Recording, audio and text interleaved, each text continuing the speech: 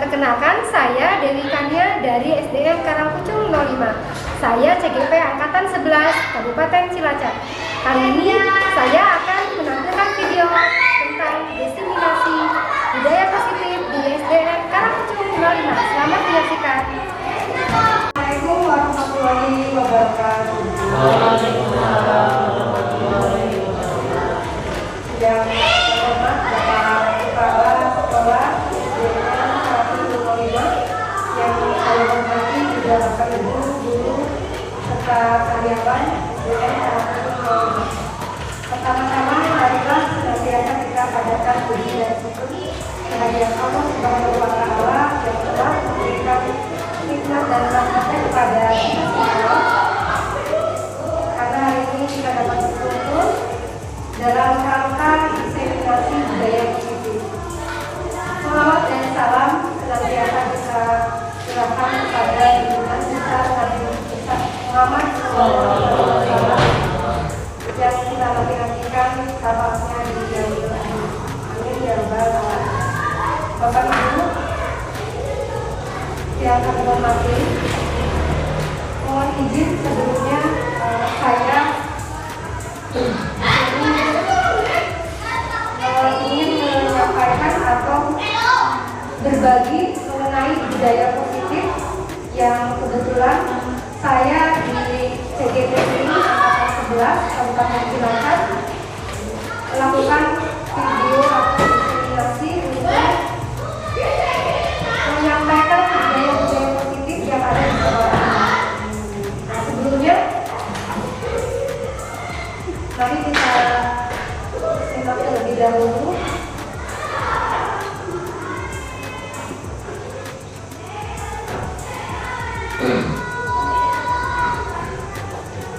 Ada diseminasi budaya positif. Kebetulan di sini saya mewakili dari SDN Karangpucung 05 dari CGP Angkatan 11 Kabupaten Cilacap.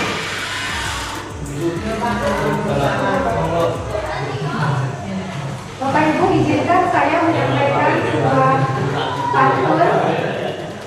Nanti Bapak Ibu mohon dicatoki ya. Burung mengisi di atas dahan. Daunan hijau di tepi jalan. Mari simak diseminasi lebih dalam agar pemahaman lebih tajam. Bapak Ibu yang berbahagia, sebelum saya menyampaikan diseminasi kali ini, mari kita ice breaking terlebih dahulu untuk membuka brainstorming sebagai mengingatkan kita agar kita tetap bisa konsentrasi atau fokus. Bapak Ibu di sini ada tebak kata.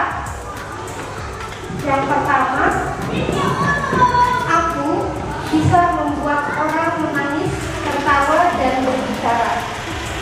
Apakah aku? Coba disimpan jawabannya Bapak Ibu. Jadi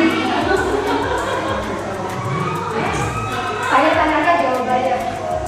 Yang kedua, apa yang memiliki banyak fungsi tetapi tidak bisa mencontohnya? Ya, apa aja sudah dijawab. Yang ketiga, apa yang ada di hati kamu? Dan yang keempat, apa yang selalu mengikuti kemanapun pergi? Apa yang selalu dekat tetapi tidak pernah sampai? Yang keenam, apa yang bisa dipegang tetapi tidak bisa disulit? Ini jangan ke yang lain ya. Yang pertama, aku bisa membuat orang menangis, tertawa dan berbicara. Apa aku? Coba ada yang kira-kira jawabannya apa? Bisa bukan hati. Selain hati masih ada di psikologi kita apa? Ya, selain perasaan apa ada? Emosi. Oke, emosi.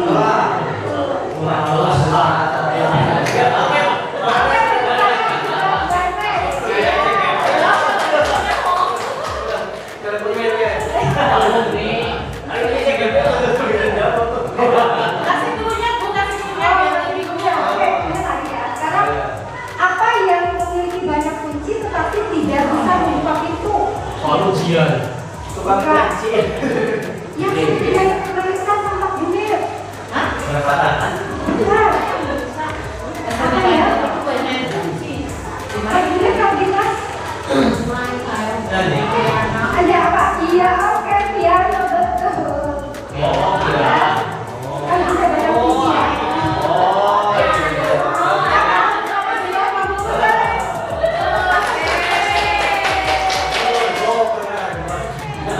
Yang ketiga, apa yang ada di akhir langit? Oke.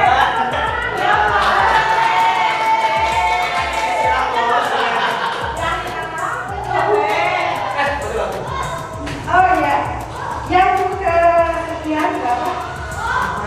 Yang keempat, tadi apa kemanapun yang mengikuti? Jangan.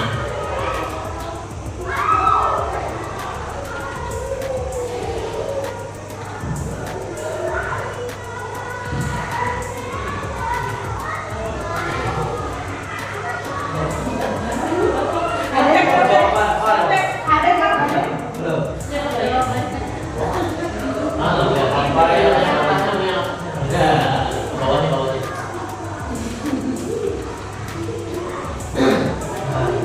Apa yang selalu mengikuti kemanapun pergi?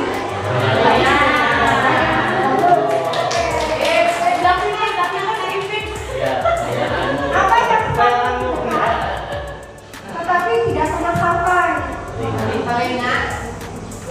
Bukan.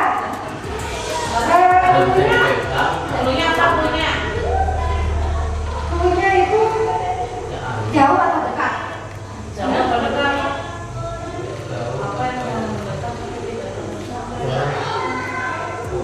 Bisa jauh, bisa dekat. Bisa jauh, bisa dekat. Kurang angkatan 12 itu.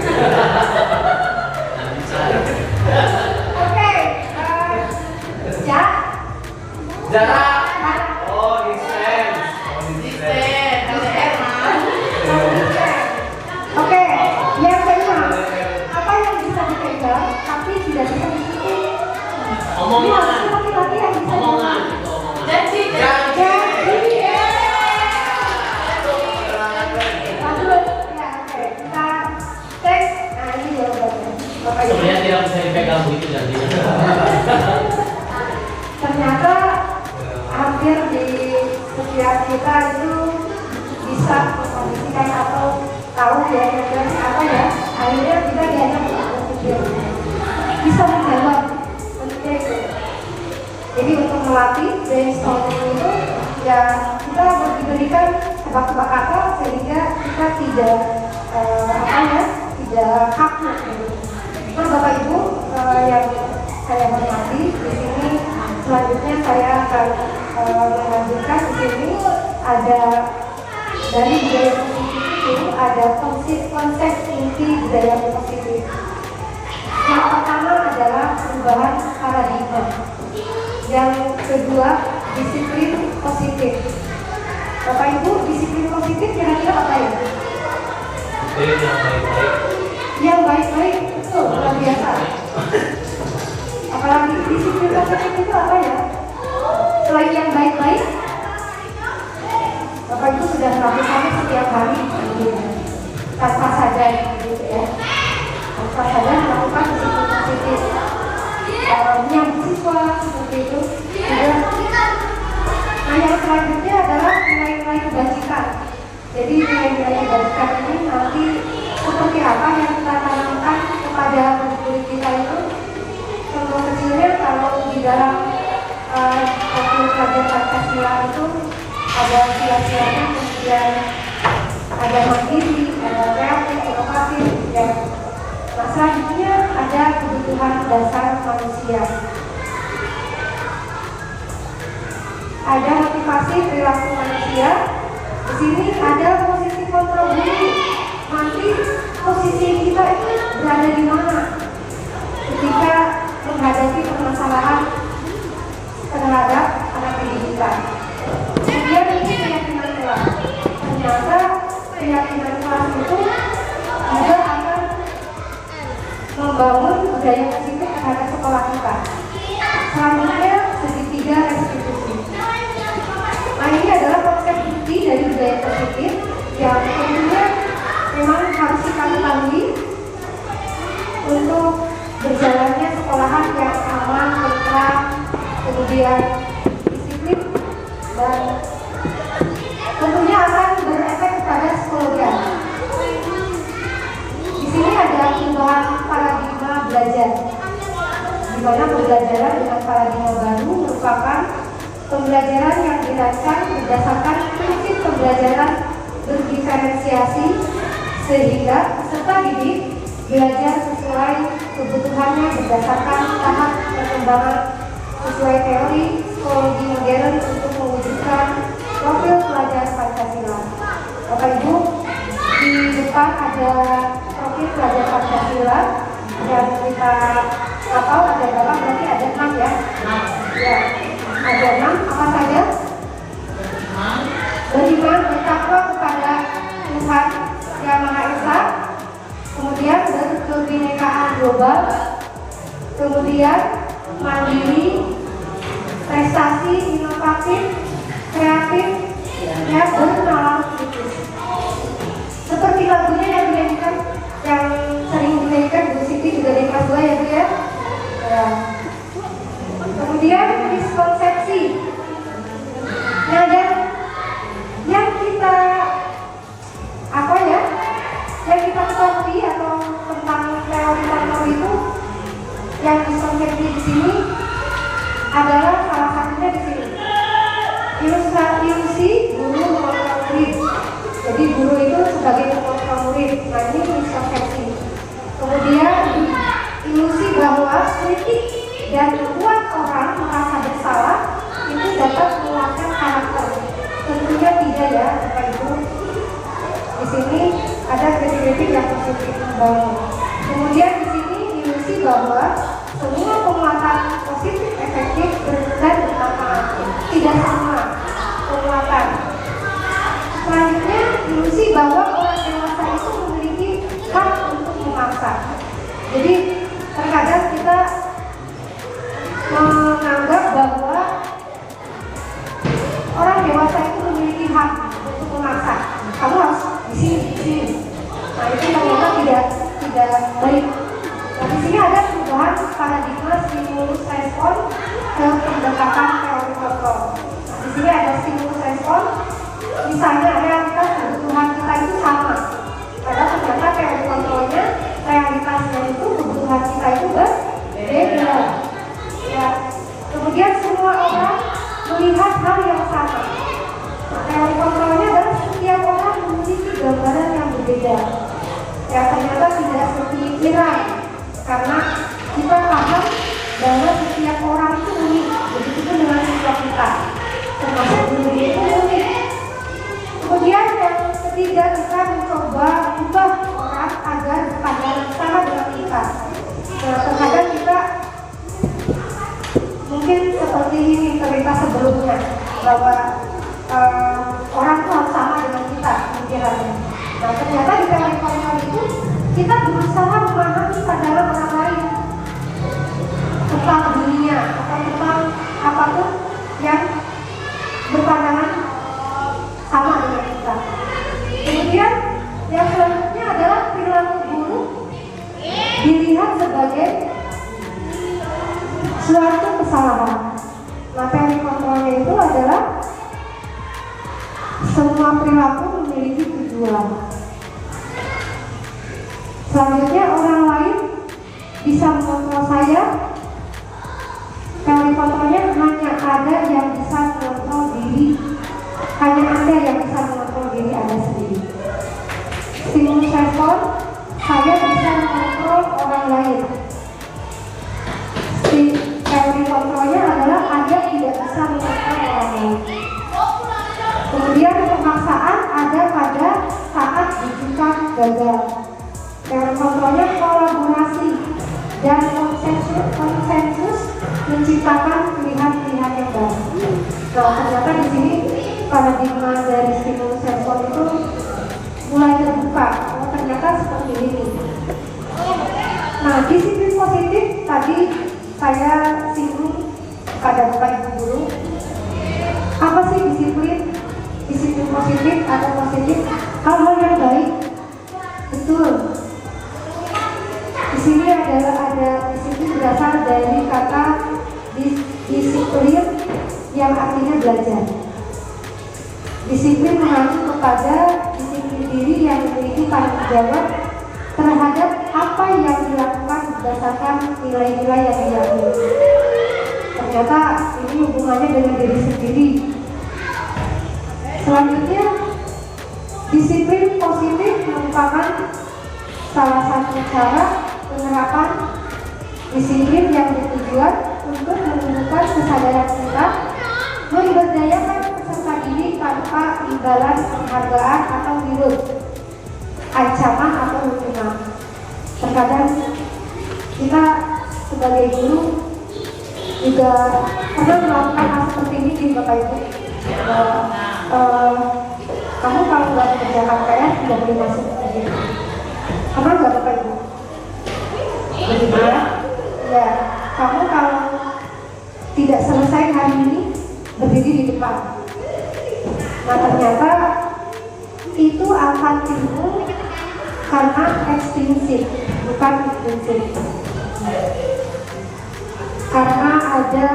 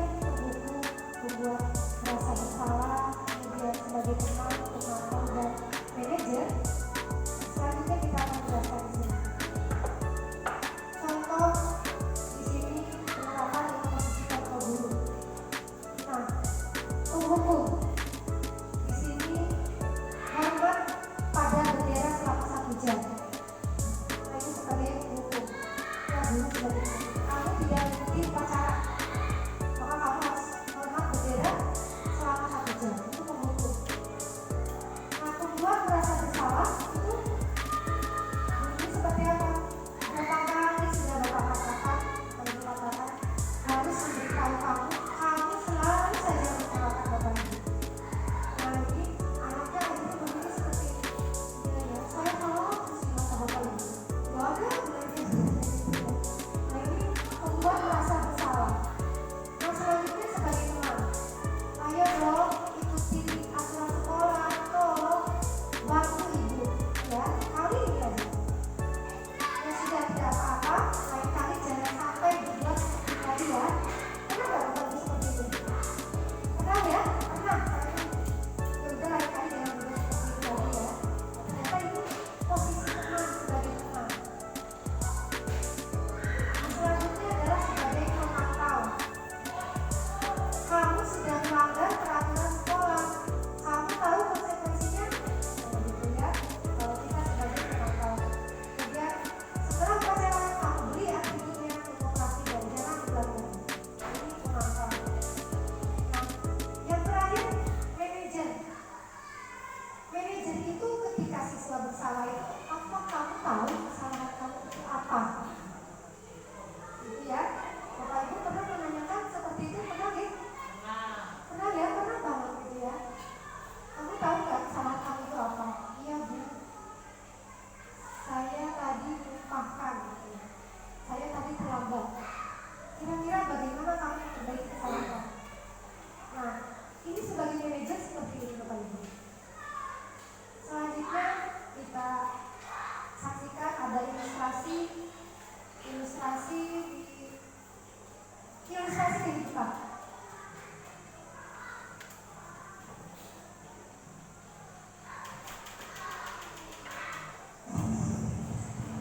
Maaf Pak, saya terlambat. Dani, kamu lagi. Kamu itu gak kapok-kapok ya, Bapak kasih hukuman. Capek Bapak Dani, langsung aja. Sini tangan kamu. Duduk.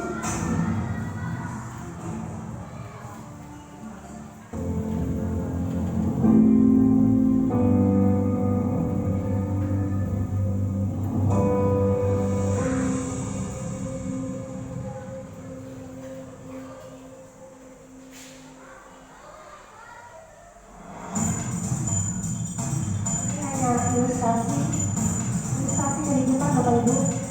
Terkadang kita guru tidak memahami keadaan kondisi siswa.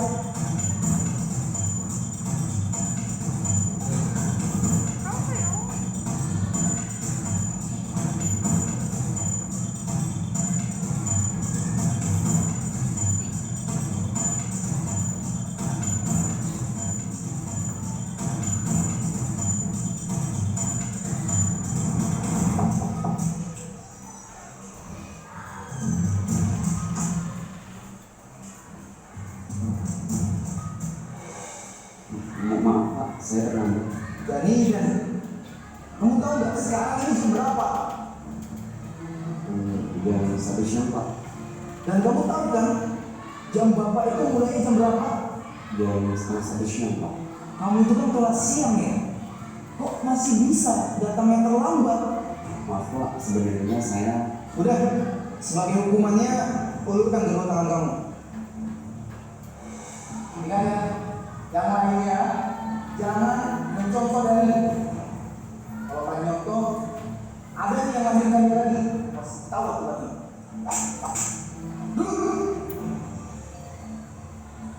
Oke, anak-anak sekalian, buka halaman 120. Silakan kalian baca dulu itu berdua.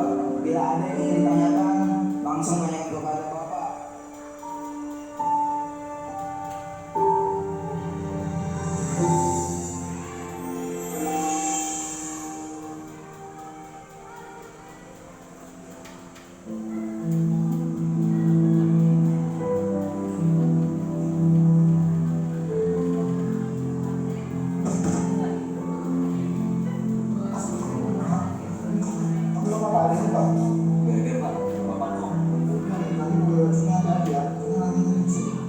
Pak, terima kasih. Soalnya saya udah terlambat.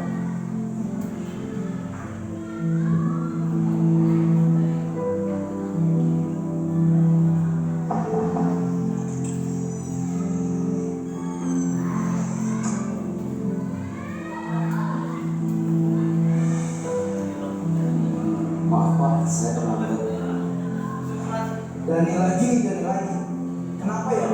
Kamu ini kok gak bisa jadi anak disiplin seperti yang lainnya? Dani, teman-teman kamu nih yang lain bisa datang tepat waktu. Bahkan ya, setengah jam sebelum jam Bapak mulai, mereka sudah datang. Maaf Pak, udah kan? Dani, diam. Bapak gak mau dengar apapun alasan kamu. Kamu tahu kan? Harus apa? Sini, turun tangan kamu. Dani, dengar ya. Kalau kamu masih aja datang terlambat, Bapak nggak akan segan-segan untuk selalu melakukan ini sama kamu setiap hari. Dan ini berlaku buat semuanya. Dengar ya?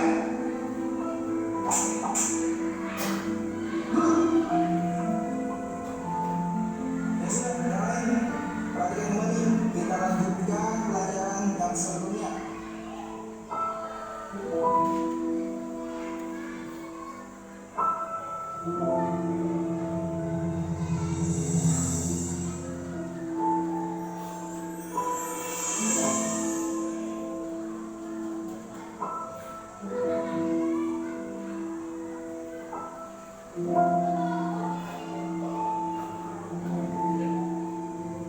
Tiap hari terlambat terus.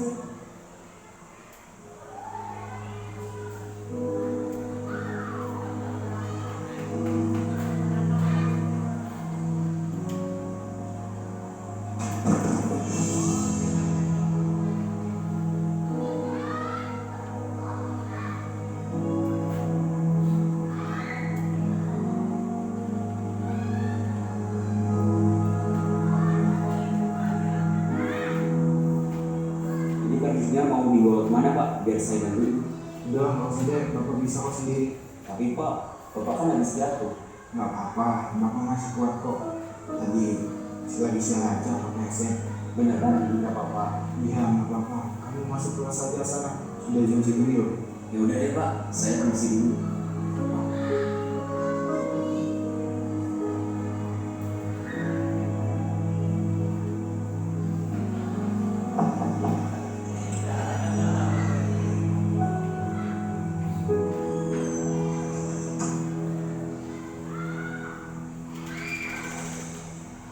Maaf Pak, saya terlambat.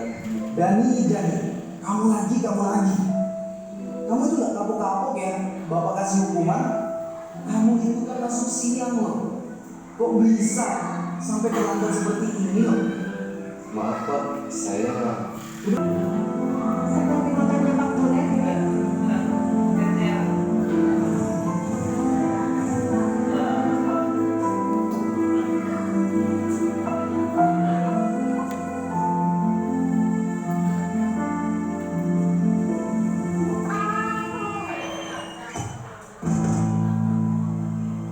Astagfirullah. Kamu nggak apa-apa? Bapak bawa ke rumah sakit ya? Nggak perlu Pak, saya buru-buru. Mau kemana? Biar Bapak antarin. Mau pulang ke rumah Pak. Sudah ditunggu kakak saya. Kalau saya terlambat pulang, kakak saya bisa terlambat sekolah. Pak, terlambat sekolah? Saya pulang dulu Pak, assalamualaikum. Ya udah, Bapak temenin kamu pulang ya. Ya?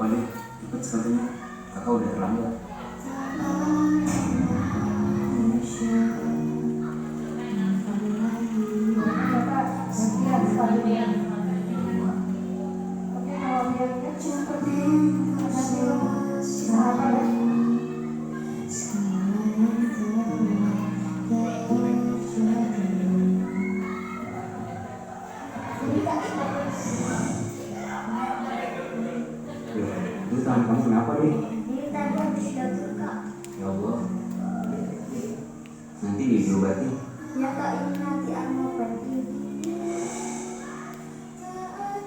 Udah, kakak berangkat dulu lagi. Ya kak, hati-hati. Assalamualaikum.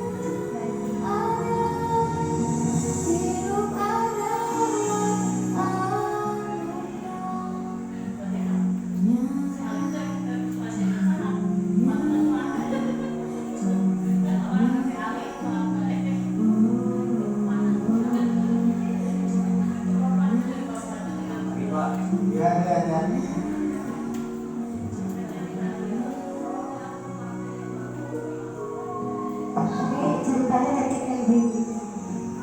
Happy ending.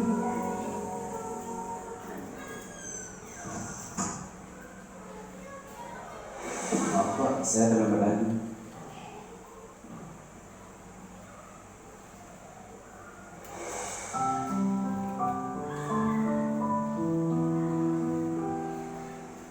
Mas Dani, maafkan Bapak ya. Karena Bapak udah berprasangka buruk sama kamu dan tidak mau mendengarkan sedikit pun penjelasan dari kamu.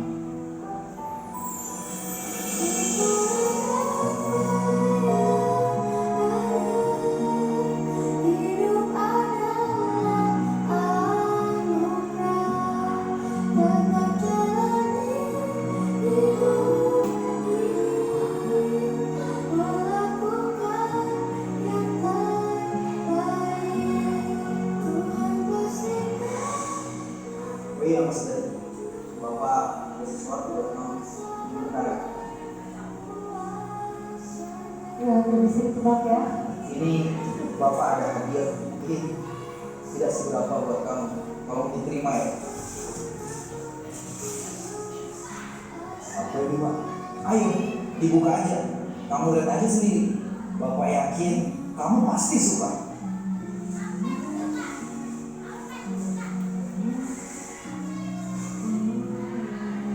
Wah, ini sepatu sekolah. Ini buat saya Pak. Iya, sepatu itu buat kamu. Biar kamu nggak datang terlambat lagi ke sekolah. Alhamdulillah. Terima kasih ya Pak. Saya janji tidak akan terlambat sekolah lagi. Iya, Bapak juga ucapkan terima kasih.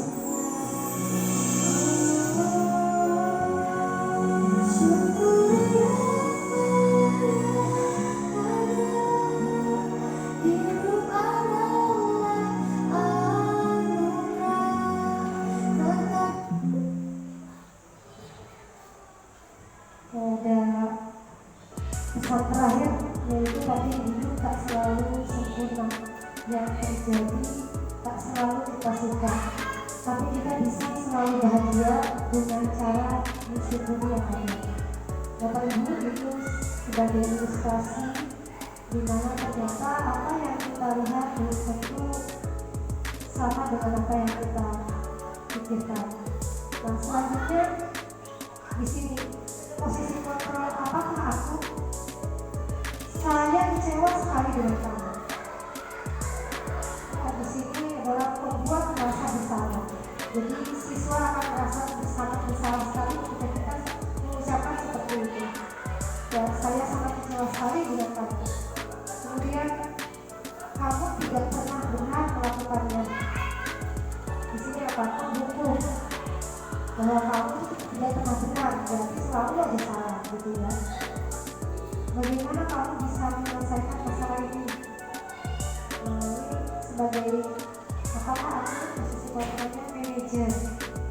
Jadi ketika kita menanyakan kepada siswa bagaimana kamu menyelesaikannya, atau kira-kira kamu harus bagaimana kalau sudah merasa hal yang kamu lakukan itu salah.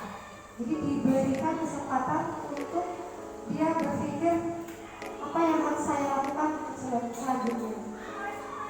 Nah, kemudian ayolah lakukan dengan Bapak Ibu ya. Nah, ini sebagai apa ya? Teman, betul. Nah, selanjutnya, apakah kamu mau mendapatkan stiker di pagi hari ini? Ini apa ya? Memantau. Selanjutnya, kamu selalu yang paling terakhir. Posisi kontra apa aku? Dari sini pendukung. Nah, selanjutnya keyakinan kelas. Bapak Ibu di sini sudah ada yang beberapa membuat keyakinan kelas dan itu sangat mendukung sekali untuk keberlangsungan sosialisme kita, di mana keyakinan kelas di sini adalah tadi faktor dari intrinsik, ya, jadi ada tanggung jawab diri sendiri. Mengapa di sini keyakinan kelas itu bukan peraturan kelas? Nah, selanjutnya di sini menurut dosen, suatu keyakinan akan lebih memotivasi seseorang dari dalam atau memotivasi secara intrinsik. Seseorang akan lebih tergerak dan bersemangat untuk menjalankan keyakinannya daripada hanya sekedar mengikuti serangkaian peraturan. Peraturan itu berarti ada konsekuensi, ada hubungannya. Nah, selanjutnya di sini pembentukan keyakinan kelas itu bersifat abstrak, berupa pernyataan universal dibuat dalam pernyataan positif sedikit agar mudah diingat sesuai dengan kondisi kelas dan sekolah sehingga mudah diterapkan. Kemudian semua warga sekolah atau kelas dilibatkan saat membuat keyakinan kelas. Bapak Ibu coba yang tiga dibuat dalam pernyataan positif. Kalau misalnya pernyataannya positif, kalau pernyataan negatifnya tidak boleh datang terlambat, berarti pernyataan positifnya apa ya Bapak Ibu? Nah, bisa hadir tepat waktu. Kemudian jangan membuang sampah. Bapak Ibu apa? Jangan membuang sampah. Kalimat positifnya apa ya? Betul sekali, buanglah sampah pada tempatnya. Jadi anak itu dirangsang dari dalam sehingga ada keyakinan atau kesepakatan dari diri sendiri. Kemudian kalau dilarang berisik, jangan berisik di kelas. Kira-kira apa kalimat positifnya Bapak Ibu? Ketika gurunya sedang menjelaskan, jangan berisik. Anak-anak jangan berisik ya. Ya, tetap tenang. Betul sekali, mendengarkan dengan baik. Betul ya. Jadi kalimat-kalimat positif ini akan membangun budaya positif yang ada di dalam diri siswa. Jangan duduk di situ. Nah, berarti kita membuat kalimat positifnya, duduklah di tempat yang disediakan. Betul sekali Bapak Ibu. Tadi juga saya di ruang perpus belajar, anak-anak coba buat kalimat positif dari jangan memukul drum. Anak-anak bisa menjawab Bapak Ibu. Memainkan drum pada saat istirahat. Betul sekali, boleh ya. Atau untuk saat latihan. Nah, itu artinya dirangsang untuk lahir dari diri sendiri. Nah, ini mau izin Bapak Ibu, di sini saya sudah membuat keyakinan kelas dan izin untuk menampilkan sedikit dari apa yang sudah saya buat.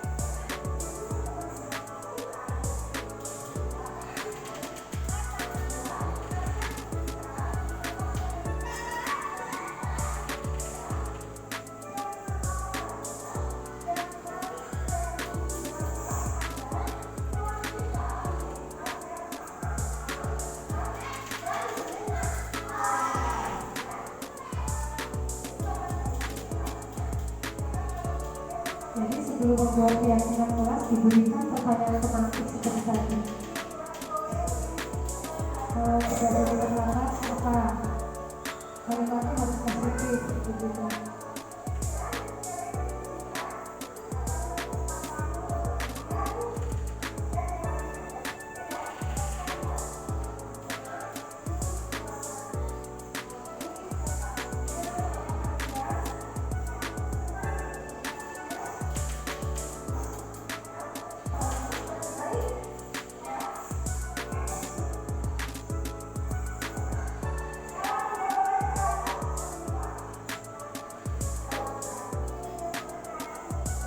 Sebetulnya ternyata membuat keyakinan kelas itu mudah Bapak Ibu.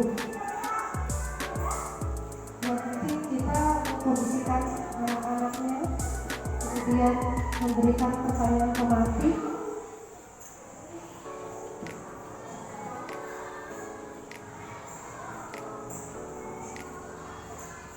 Maka anak akan dengan sendirinya mengeluarkan kalimat-kalimat positif.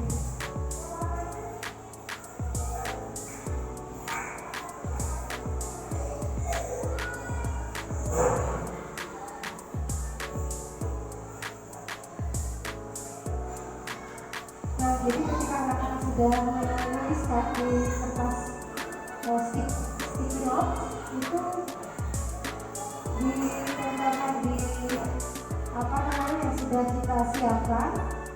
Kemudian anak disuruh membacakan Bapak Ibu, suruh membacakan. Ketika sudah dibacakan nanti dibuat keyakinan kelasnya. Nah, keyakinan kelas apa yang sudah dibuat itu akan dipampang di kelas sehingga anak akan senantiasa ingat. Nah, ini sebagai dokumentasinya di sini anak-anak membuat keyakinan kelas, semuanya berkolaborasi. Nah, kemudian hasil dari keyakinan kelas tadi kita rangkum dan kita bacakan. Kemudian anak nanti mendengarkan. Ini sudah sepakat anak-anak. Nah, di sini ada beberapa keyakinan kelas dan dengan nilai-nilai kebajikan. Ada kejujuran, menghormati, menghargai. Oke, terus ada kata-kata ajaib Bapak Ibu ini yang senantiasa kita tanamkan kepada murid-murid kita, yaitu kata-kata ajaib. Ada kata maaf, kemudian tolong, kemudian apalagi Bapak Ibu, permisi, dan yang terakhir terima kasih. Jadi kata-kata ajaib ini senantiasa dibagikan kepada anak-anak agar anak-anak tertanam ketika dia sudah melakukan atau murid-murid melakukan kesalahan meminta maaf. Ketika murid-murid akan minta bantuan menggunakan kata tolong dan mengucapkan terima kasih ketika sudah diberi kebaikan. Jadi Bapak Ibu, ternyata keyakinan kelas itu ya kalau kita jalankan sebetulnya bisa. Ini adalah merupakan budaya-budaya positif yang bisa kita terapkan di sekolah kita untuk kedepannya dan kemajuan sekolah kita. Nah, tadi di depan disinggung ada restitusi, segitiga restitusi.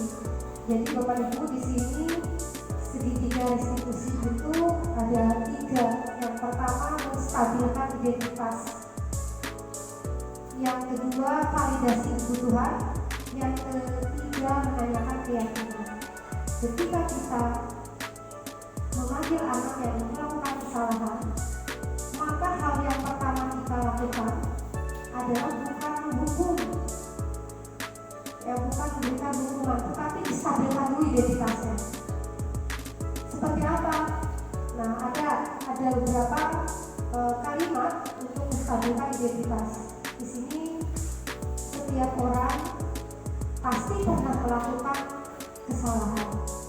Jadi si siswa itu distabilkan identitasnya supaya dia betul-betul meyakini kesalahan apa yang sudah dibuat. Kemudian yang kedua, kamu bukan satu-satunya yang pernah melakukan kesalahan itu.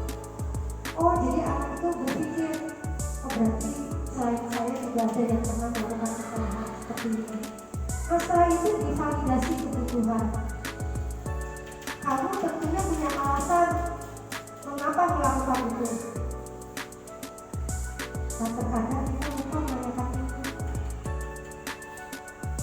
Kalau hal yang dekat saja dengan keluarga anak-anak kita di rumah, kenapa kamu melakukan itu? Berarti menanyakan alasannya kenapa?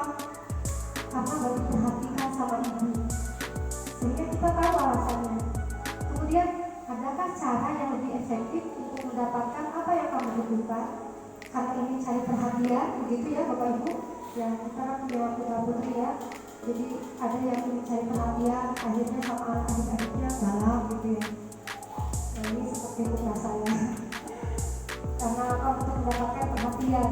Kemudian yang ketiga itu menanyakan keyakinan, di mana mengingatkan kembali nilai-nilai keyakinan apa yang sudah kita sepakati. Oh iya Bu, harus menyayangi. Betul. Terus apa lagi? Harus menghargai teman, harus menghormati teman, harus berkata sopan.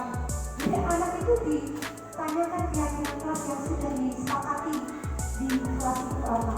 Diingatkan kembali. Nah, kemudian kamu ingin menjadi orang seperti apa?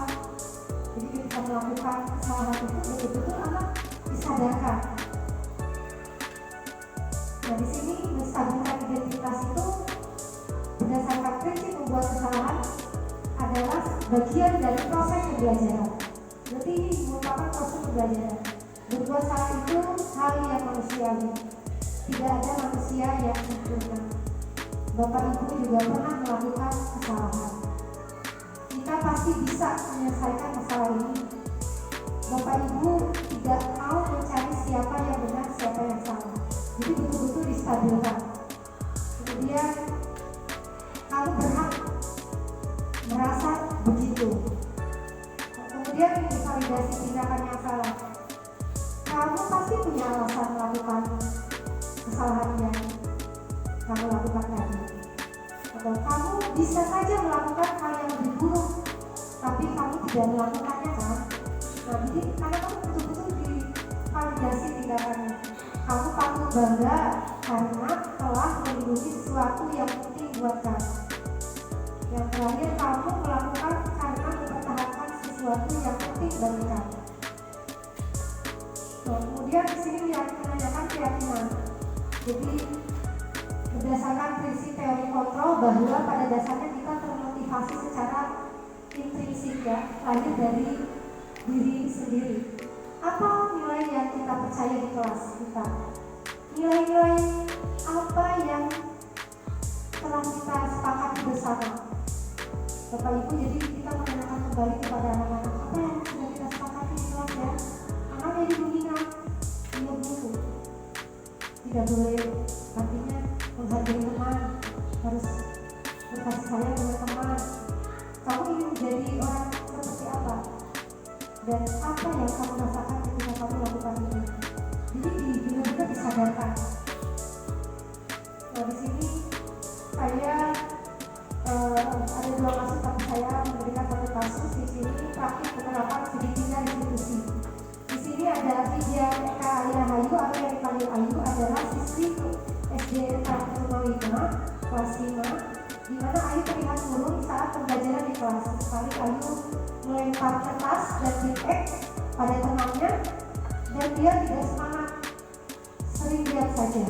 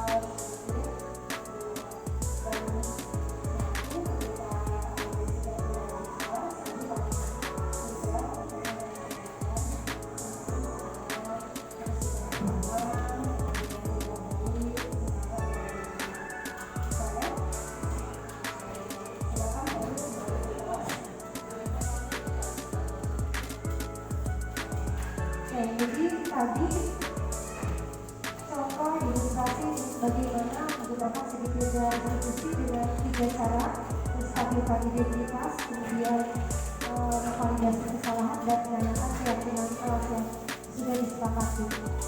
Nah, di sini ada tanggapan dari siswa Ayu.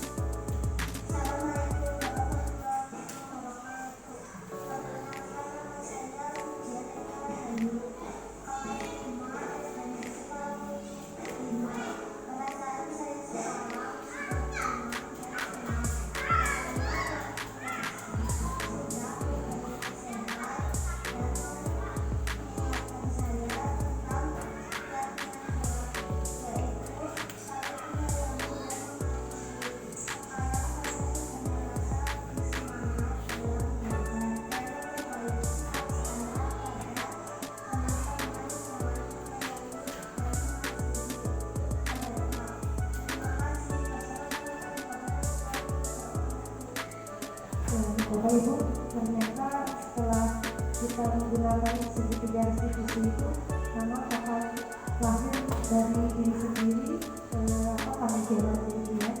Nah, di sini sebagai penutup dalam penerapan program disiplin positif, hendaknya di sini guru mempunyai standar kepribadian profesional dan sosial yang baik, di mana guru mampu merefleksikan dirinya dalam posisi kontrol saat ini.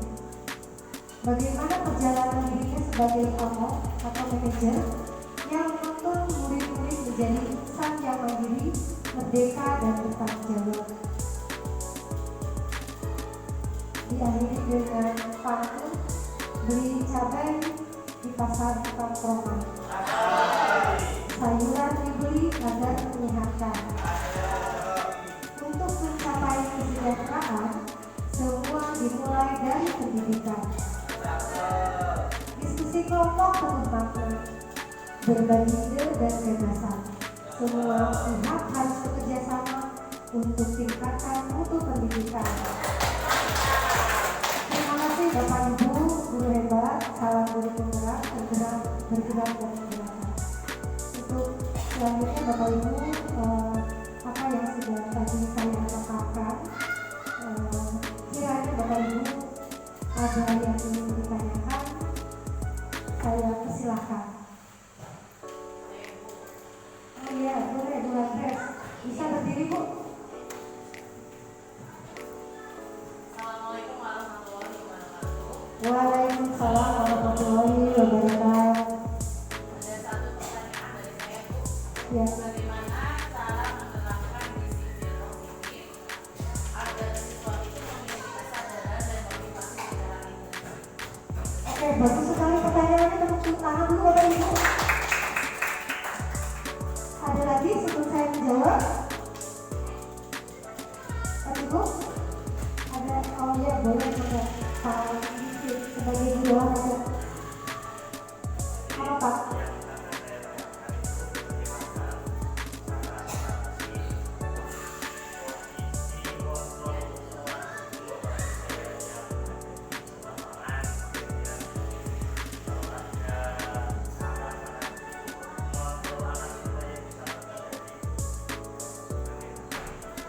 Baik, bagus sekali pertanyaannya. Tepuk tangan dulu Bapak Ibu semuanya.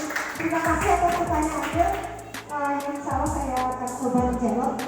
Mohon izin Bapak Ibu untuk menjawab pertanyaan dari Bu Andres tadi, bagaimana untuk memberikan kesadaran kepada siswa dalam penerapan disiplin positif. Nah, kira-kira apa ya Bapak Ibu tadi yang mungkin ada yang ingat, ada yang pernah saya tampilkan di depan, ada apa ya Bapak Ibu? Ada keyakinan kelas, iya.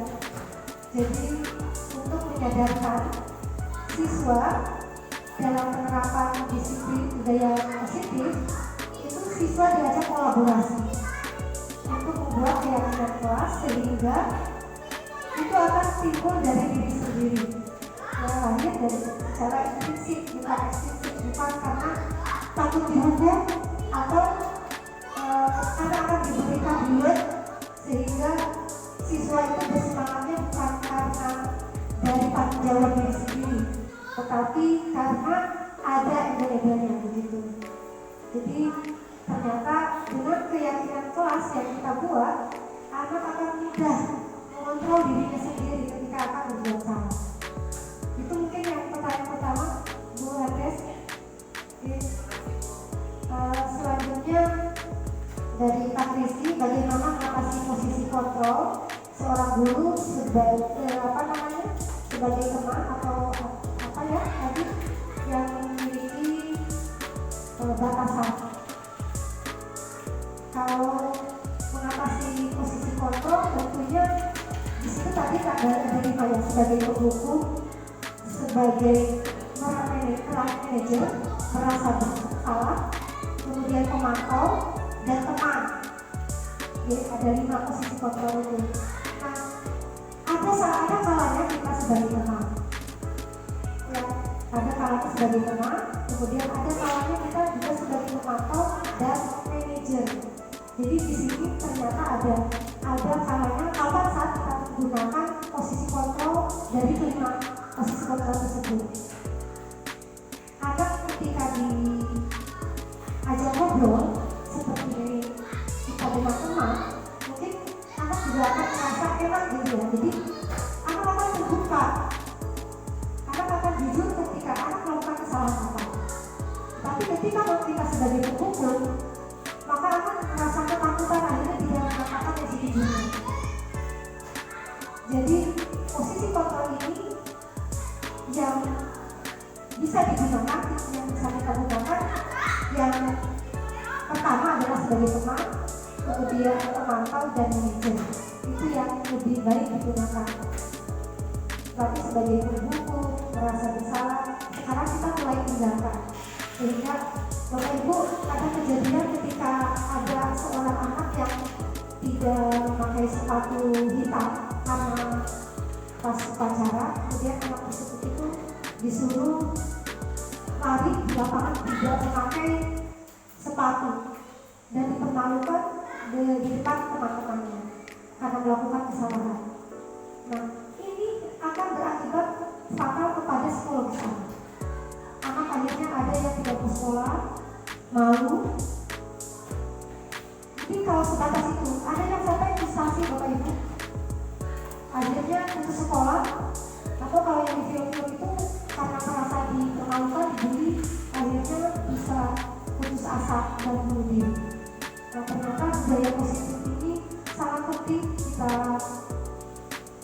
laksanakan ya, dan kita gunakan di sekolah-sekolah kita agar sekolah itu menjadi sekolah yang nyaman, sekolah yang tentram.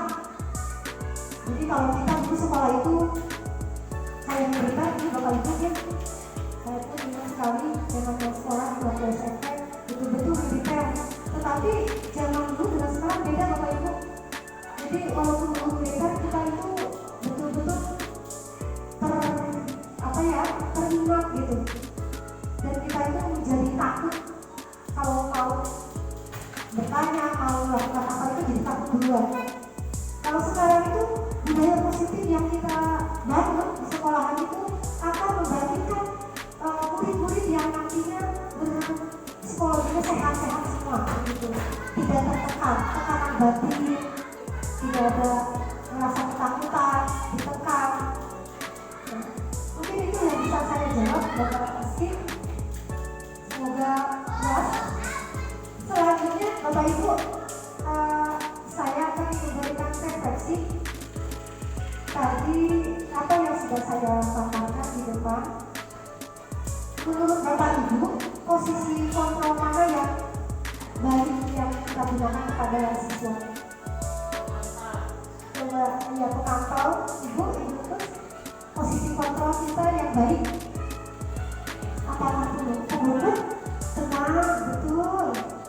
Sebagai teman Ibunya. Terus ada lagi? Manajer. Betul. Jadi posisi kontrol yang baik yang kita gunakan di sekolahan untuk menciptakan budaya positif itu adalah tadi sebagai pemantau, sebagai teman, juga serta sebagai manajer. Bapak Ibu, terakhir boleh mohon izin untuk berdiri. Sekali lagi berdiri. Berdiri lagi Bapak Ibu. Tapi ini nggak loncat-loncat Bapak Ibu, di tempat aja boleh. Boleh lihat gerakannya seperti ini Bapak Ibu. Tangannya di apa? Ini dipisahkan.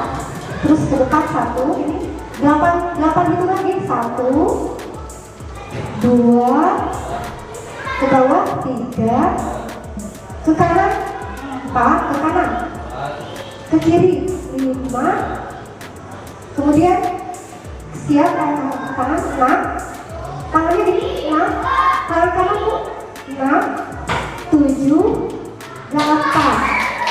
Ulangi ya. Coba lihat. 1, 2, ke bawah 3, ke kanan 4, ke kiri 5, 6, 7, 8. Ini apa ya? Kita nyanyi. Bapak Ibu masih ingat nyanyi pada hari Minggu taktik-taktik? Oke. Jadi nyanyinya pakai gerakan seperti ini. Pada hari Minggu turut ayah ke kota. Saya istimewa ku duduk di muka toko, ku duduk samping Pak Kusir yang sedang bekerja mengendarai kuda supaya baik jalannya. Jalan tupik tapik tupik tapik tupik tapik tupik tapik tupik tak suara satu kuda. Ulangi ya, sekali lagi ya. Yo. Nah itu ternyata memang kalau dicepetin pasti mulai. Kita pelan-pelan aja nih ya. Ini brainstorming supaya pegangan. Ya brainstorming itu pegangan supaya tidak selalu menonton gitu ya. Bosan begitu. Yuk mari kita hitung. Pada hari Minggu ku turut ayah ke kota. Hari Delman istimewa ku duduk di muka, ku duduk samping Pak Kusir yang sedang bekerja mengendarai kuda supaya baik jalannya. Tupik tapik tupik tapik tupik tapik tupik tapik tupik tak suara satu kuda. Tupik tapik tupik tapik tupik tapik tupik tapik tupik tak suara satu kuda.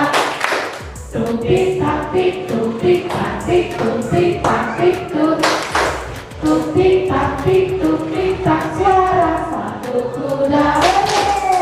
Ada terima kasih tepuk tangan dulu dari Mas Sumarno. Terima kasih. Baik Bapak Ibu yang saya hormati, alhamdulillah sudah terlewati dari pertama diseminasi budaya positif.